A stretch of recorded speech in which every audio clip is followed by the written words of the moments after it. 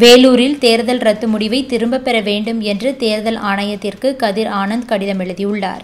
வேலூர் காட்பாடியில் உள்ள திமுக பொருளாளர் துரைமுருகன் வீட்டில் கடந்த மாதம் 29 மற்றும் 30 ஆகிய தேதிகளில் வருமான வரித்துறை சோதனை நடத்தப்பட்டது. மேலும் வேட்பாளர் கதிர் ஆனந்துக்கு சொந்தமான பள்ளி, கல்லூரிகளிலும் சோதனை நடத்தப்பட்டது. திமுக பகுதி செயலாளர் பூஞ்சோலை ஸ்ரீனிவாசன் வீட்டிலிருந்து 11 கோடி ரூபாய் பணம் பறிமுதல் செய்யப்பட்டது. இதனால் இங்கு தேர்தல் ரத்து செய்யப்படுமா என்ற கேள்வி எழுந்தது. இதனை அடுத்து வேலூரில் தேர்தலை நிறுத்த தேர்தல் ஆணையம் ஜனாதிபதிக்கு கடிதம் எழுதியது. அவர் ஒப்புதல் அளித்ததன் பேரில் வேலூரில் தேர்தல் நிறுத்தப்படுவதாக அறிவித்திருக்கிறது தேர்தல் ஆணையம்.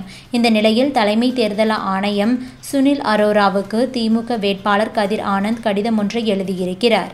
அதில் ஸ்ரீனிவாசன் என்பவரது வீட்டிலிருந்து வருமான வரித்துறை அதிகாரிகள் பறிமுதல் செய்த பணத்துக்கும் எனக்கும் எந்த ஒரு தொடர்பும் இல்லை.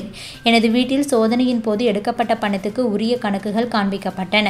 அதிமுக கூட்டணி வேட்பாளர் ஏசி சண்முகத்தை வெற்றி பெற வைப்பதற்காகவே வருமான வரித்துறையினர் இந்த நடவடிக்கையை எடுத்துள்ளனர். வருமான வரித்துறையினரின் தவறான அறிக்கையின் அடிப்படையில் தேர்தலை ரத்து செய்திருப்பது சட்டத்துக்கு விரோதமானது. திட்டமிட்டபடி வேலூரில் தேர்தலை நடத்த வேண்டும் என்று அந்த கடிதத்தில் கதிர் ஆனந்த் குறிப்பிட்டிருக்கிறார். இது பற்றி உங்களுடைய கருத்துக்களையும் பதிவு பண்ணுங்க.